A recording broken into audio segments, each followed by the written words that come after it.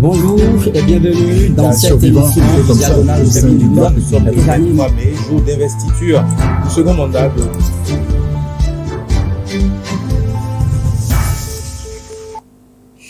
Mesdames et messieurs, bonjour. Nous sommes sur Diagonale et nous recevons ce matin le député Gildas Agankan.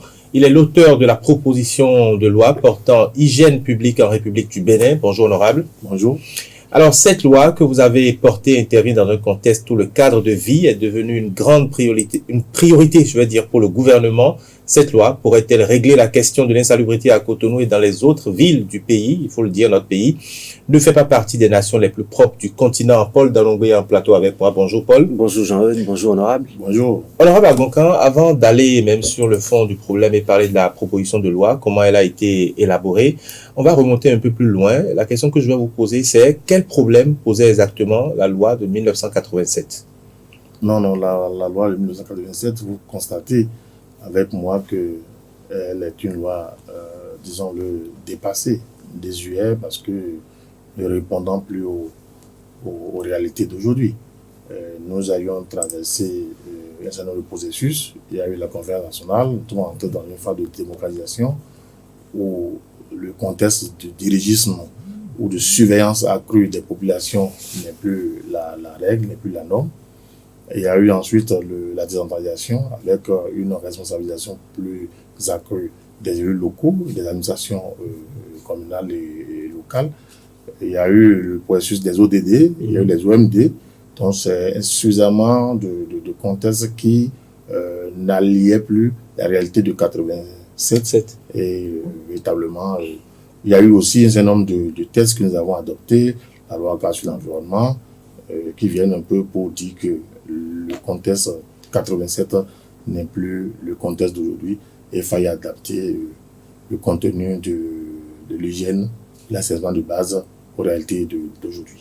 Alors, cette loi était en déphasage déjà avec nos réalités d'aujourd'hui, mais l'autre question, c'est est-ce que la loi était véritablement appliquée? Parce que quand on regarde un peu nos grandes villes, quand on regarde un peu nos agglomérations, on se demande si la loi était appliquée.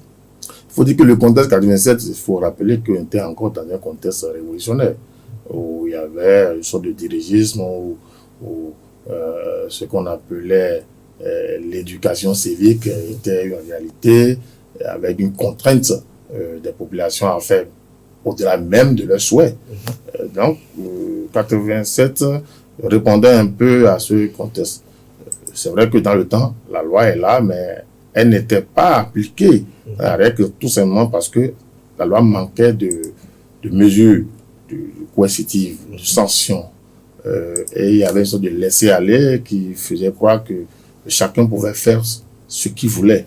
Et nous l'avons observé, nous l'avons remarqué, et c'était pas bien. Et, le souhait maintenant, c'est que la loi actuelle réponde plus aux aspirations actuelles, mais en même temps, comme vous le dites, elle ne soit pas une loi pour la forme.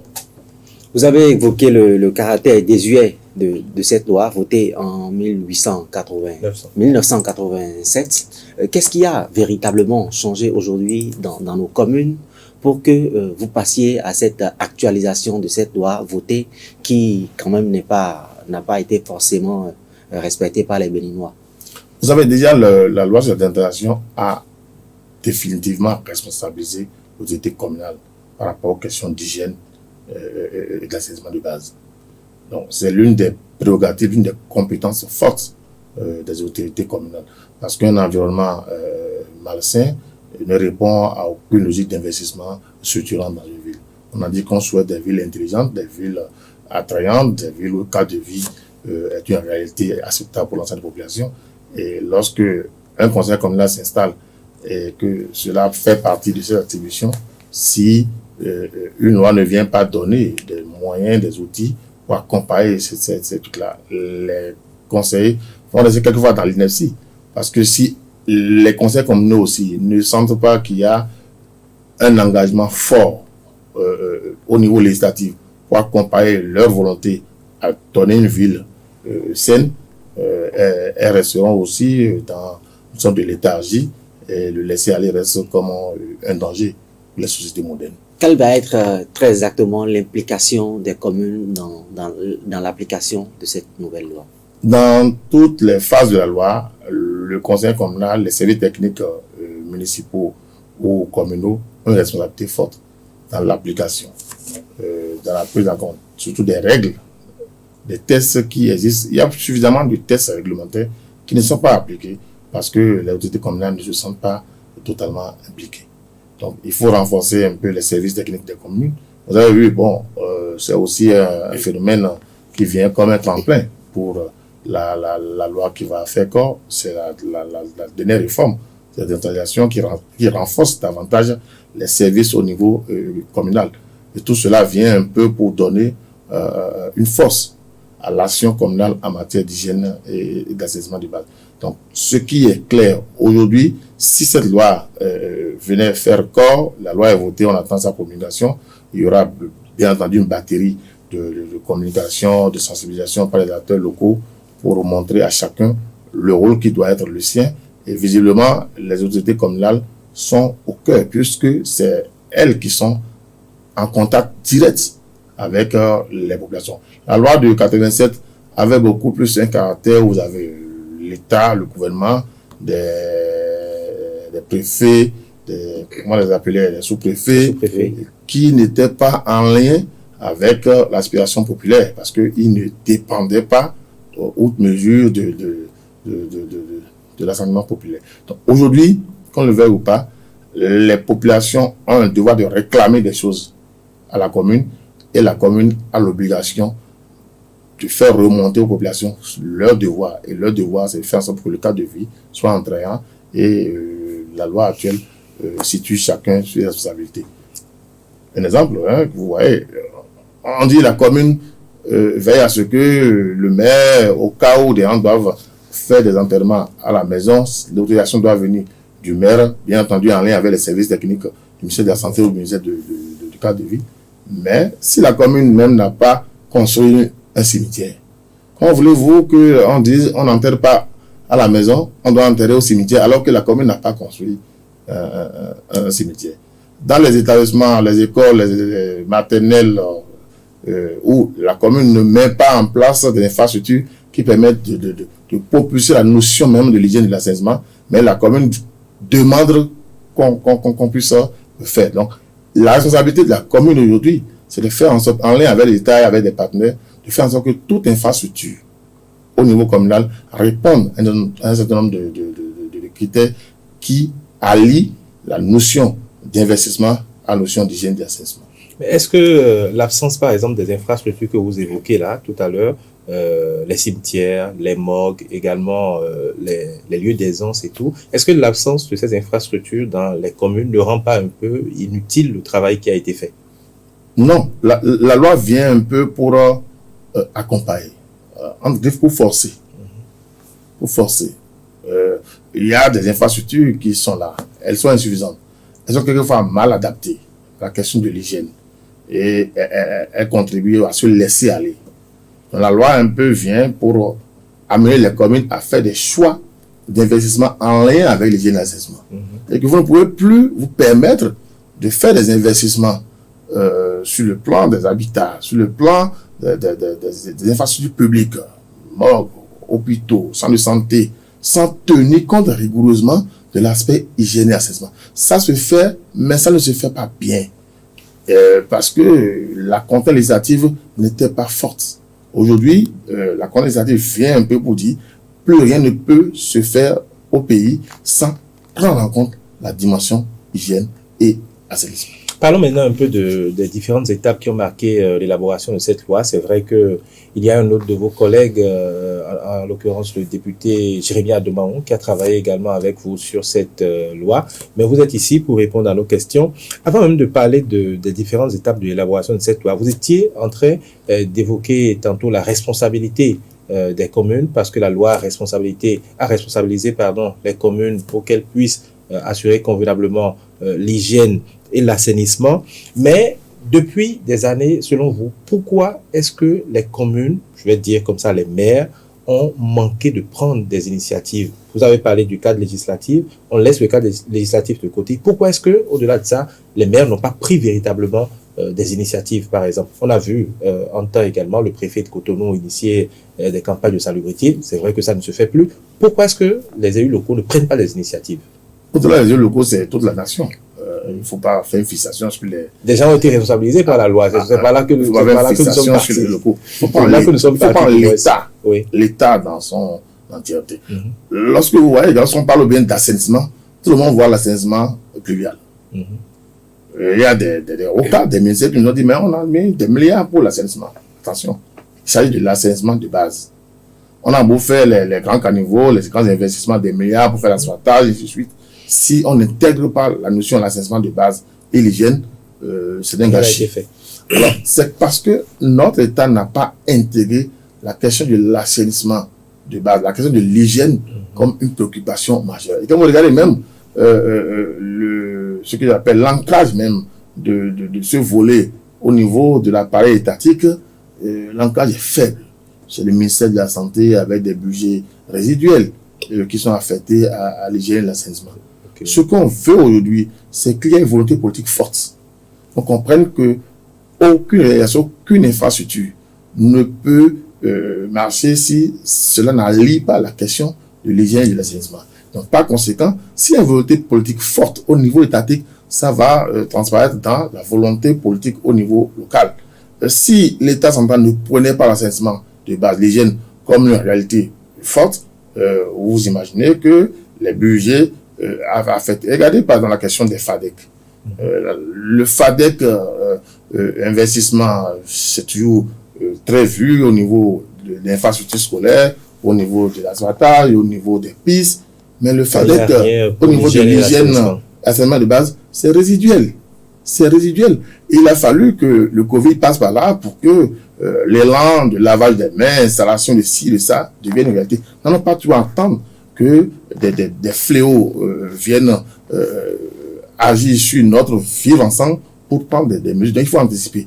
Donc, la faiblesse d'action des autorités comme là réside aussi dans la faiblesse d'ensemble de tout l'appareil étatique. Donc, ce que la loi d'aujourd'hui vient corriger, c'est qu'un lien clair entre l'État, les communes et les populations pour que véritablement la question de l'hygiène et de l'assainissement soit une réalité partagée par chacun. On ne va pas trop traîner sur cette question parce qu'il faut qu'on parle de l'élaboration de la loi, mais j'ai l'impression que vous semblez défendre un peu les élus communaux. Vous parlez de moyens. Est-ce qu'on a besoin véritablement de moyens pour rendre nos communes attrayantes, pour embellir nos villes, pour nettoyer nos rues et nos artères? Pourquoi est-ce que c'est pas plus une question d'éducation au niveau des populations?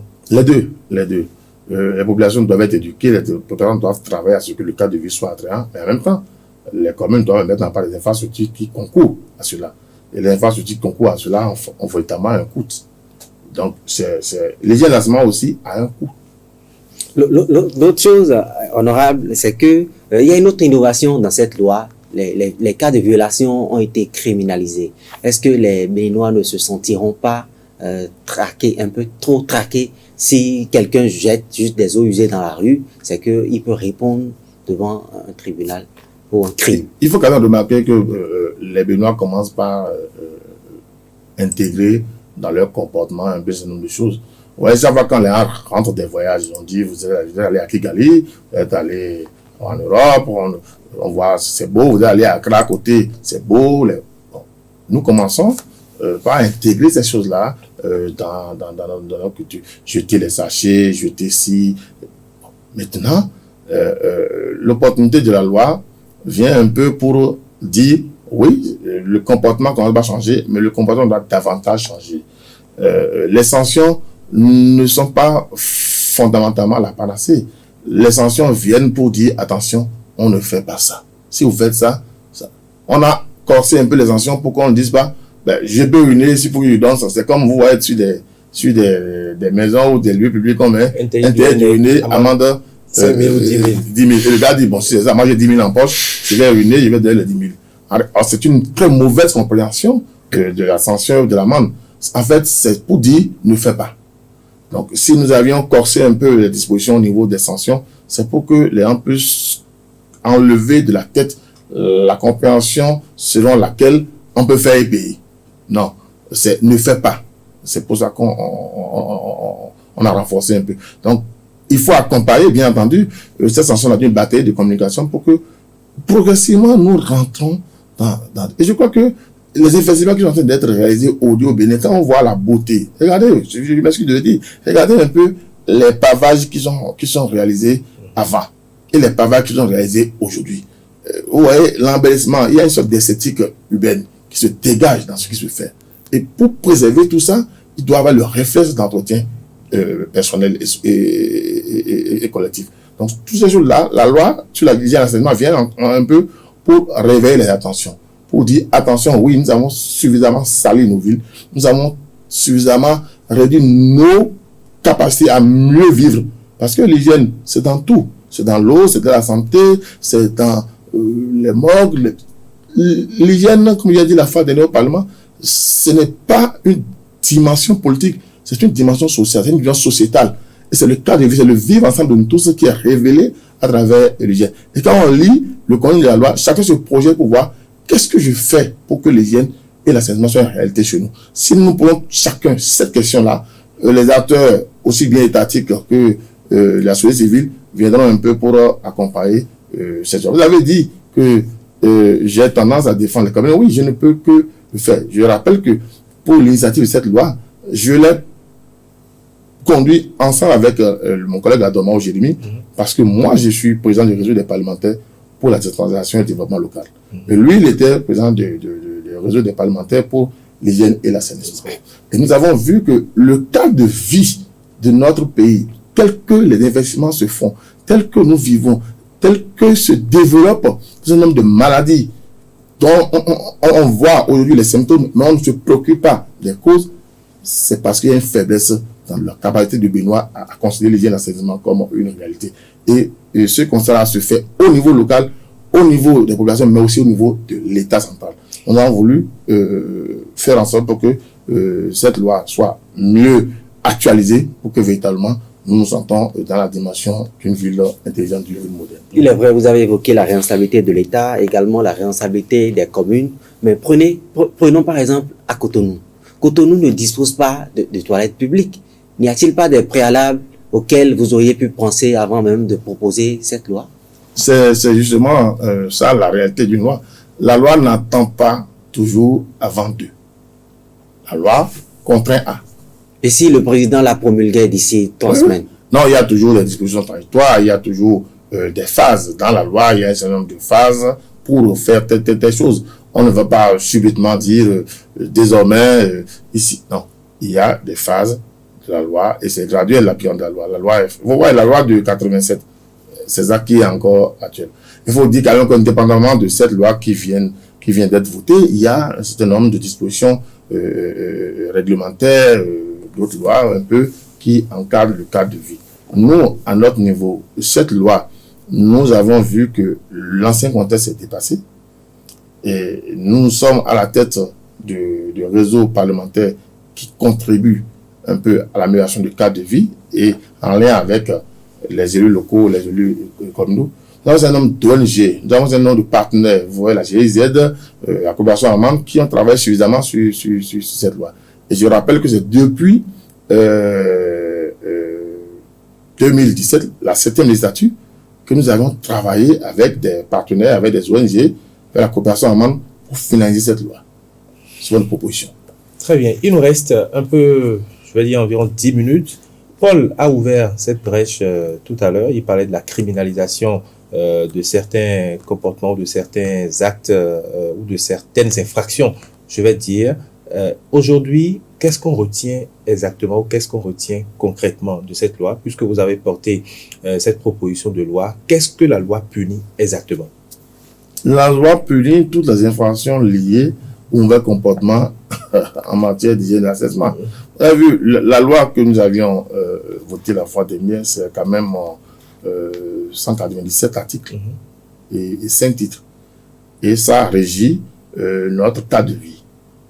Les questions d'hygiène publique en matière de voies publiques, au niveau des bâtiments administratifs, au niveau des bâtiments scolaires, universitaires, au niveau de la santé, au niveau de la qualité de l'eau, au niveau des morgues, au niveau des cimetières. C'est tout ça, la pollution sonore, et c'est tout ça qui est régi, que régit cette loi. Et à chaque niveau de la loi, il y a des infractions qui sont prévues lorsque le citoyen lambda ne respecte pas.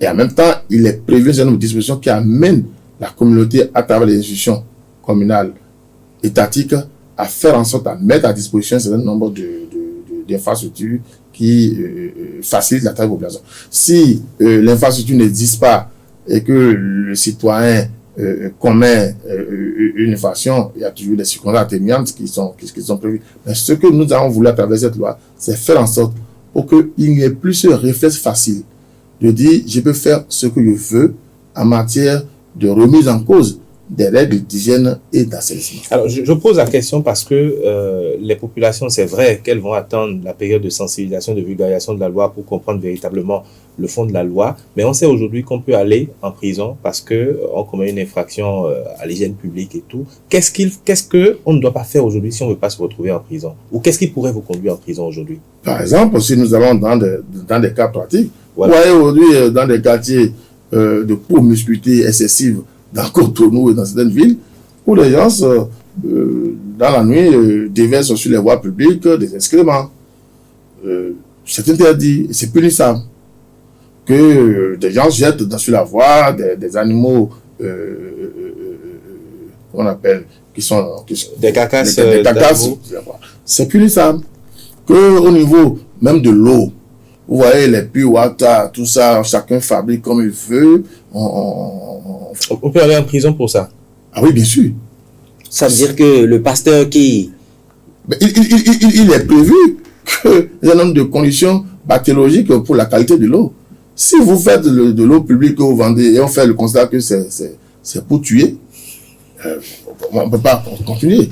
Les gens qui perturbent, ça, la loi cadre sur l'environnement, vous avez déjà prévu ça. Les gens qui polluent l'environnement sonore toute la nuit, à tout moment.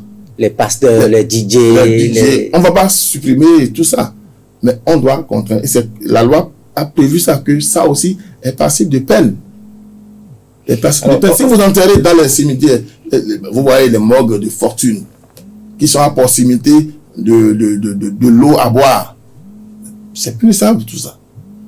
Alors, on a l'impression, où on se dit que tout ce que vous dites là, c'est pour les grandes villes, les grandes agglomérations, Cotonou, Abomey, Calavi, Porto Novo, peut-être dans une moindre mesure, peut-être Parakou. Est-ce que vous avez intégré les communes reculées, les localités reculées, qui manquent pratiquement de tout? Ou alors, je vais même dire, des quartiers qui sont en périphérie de Cotonou, où l'État ne regarde pas forcément tout ce qui se passe?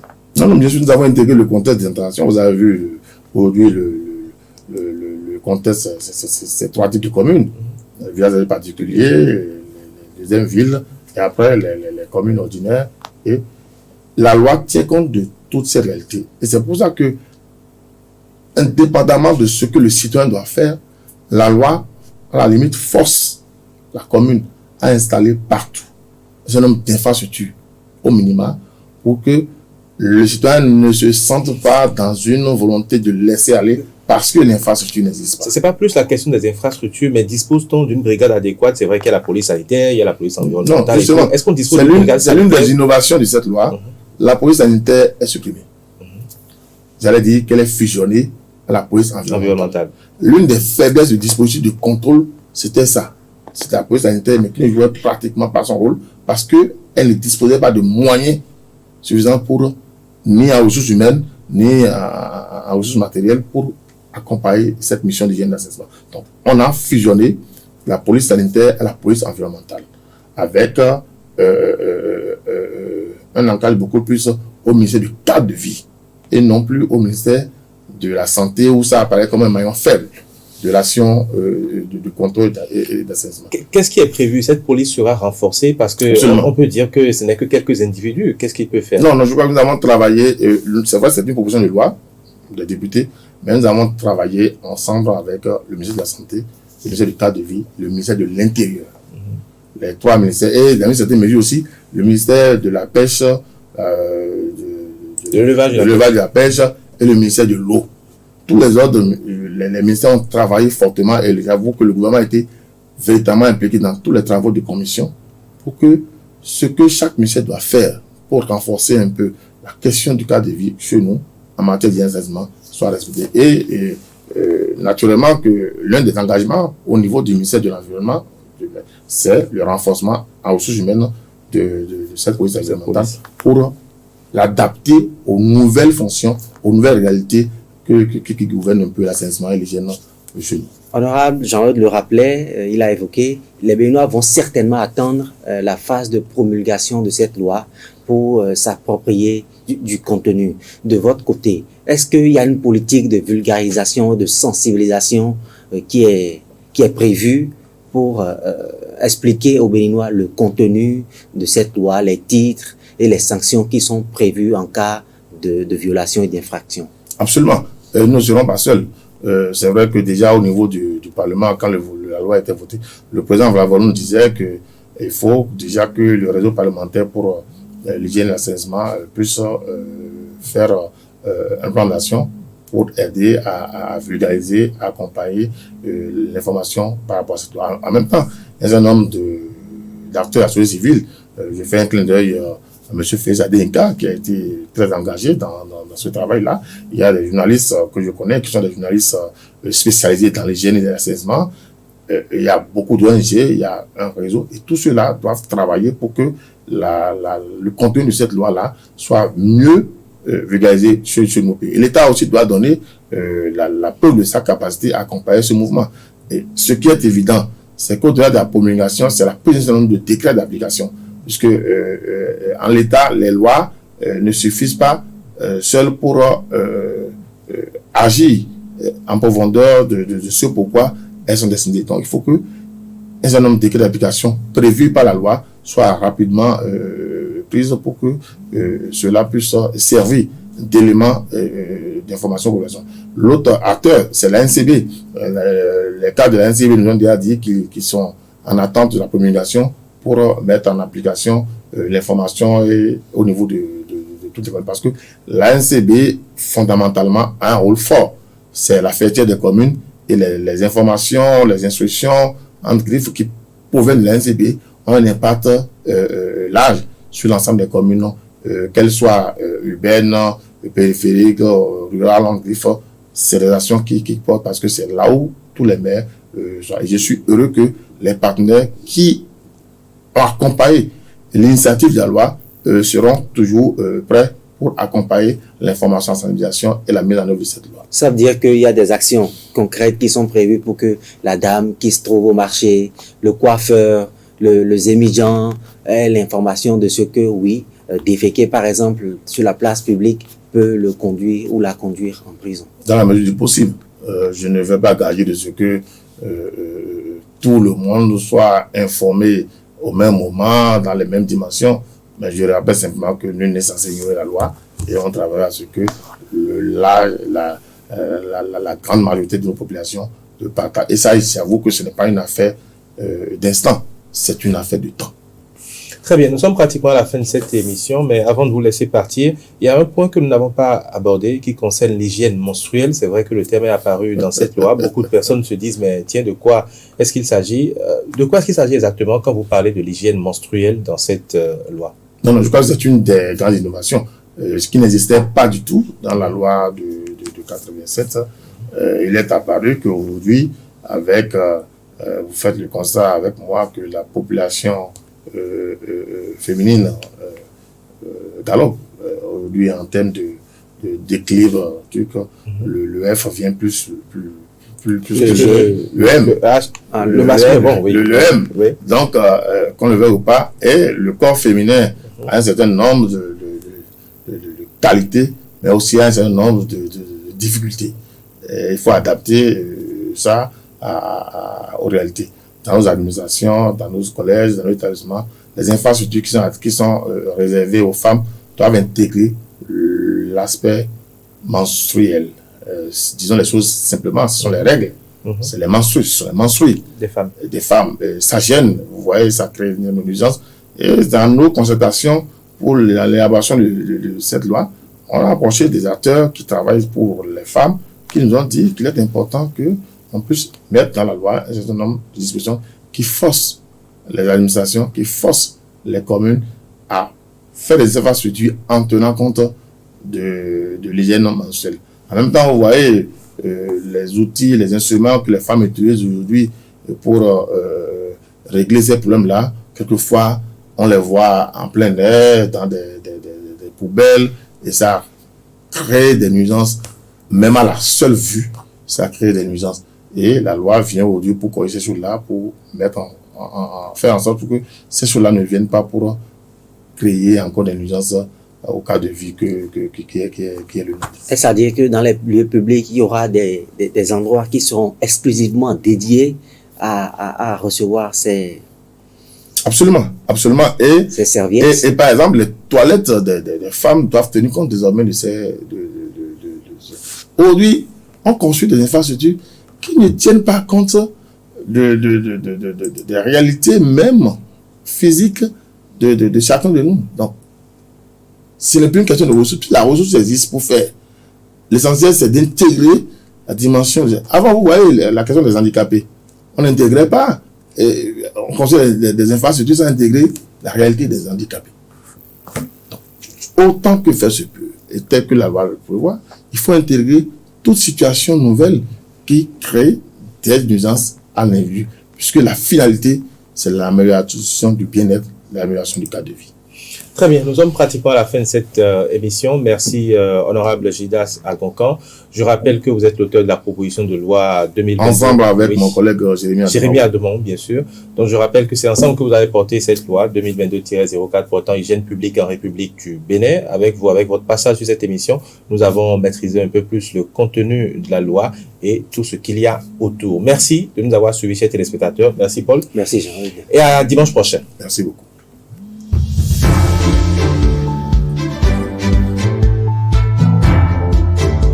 Bonjour et bienvenue dans cette émission diagonale au service du peuple. Nous sommes le 23 mai, jour d'investiture du second mandat de